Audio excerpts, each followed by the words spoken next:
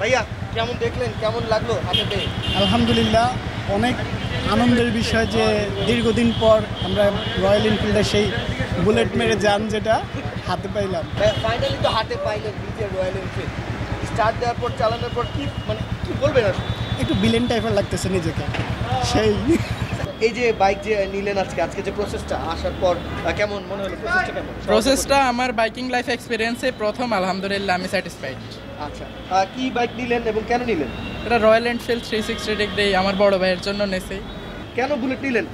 এটা আমার অনেক দিনের স্বপ্ন ছিল। আমি ইন্ডিয়াতে গিয়েছিলাম, তখন ড্রাইভ করেছি এবং দেখেছি, খুব পছন্দের বাইক। না এখন তো হাতে পেয়ে গেলেন, এই যে হাতে পাওয়ার আলহামদুলিল্লাহ, পর এখন কেমন আলহামদুলিল্লাহ। লাগছে? আসলে বাংলাদেশের Exciting মাটিতে বুলেট চলবে, এটা একটা স্বপ্ন ছিল। আমার কাছে খুব ভালো লাগতেছে। ভাইয়া ফাইনালি তো পেয়ে গেলেন, কেমন মনে হচ্ছে? না, খুব ভালো লাগতেছে, এক্সাইটেড আর কি। কখন আসলেন, কিভাবে কি প্রসেস হলো আসলে? এটা প্রথমে আমরা হলে অনলাইনে বুকিং দিয়েছিলাম, প্রথম আওয়ারে আর কি, প্রথম মিনিটে। এই জন্য প্রথমে দেখেই পাইছি গাড়িটা আর কি।